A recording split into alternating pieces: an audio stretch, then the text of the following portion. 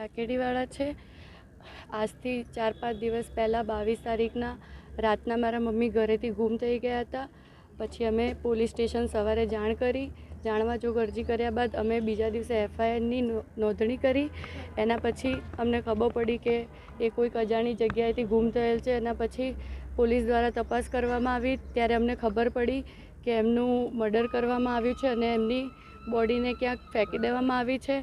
મારી સરકારને એટલી નમ્ર વિનંતી છે કે જેટલા પણ આરોપીઓ હોય એને કડકથી કડક સજા કરે અને જ્યાર સુધી આરોપીઓને પકડવામાં નહીં આવે ત્યાર સુધી અમે ડેડ બોડી એક્સેપ્ટ નહીં કરીએ.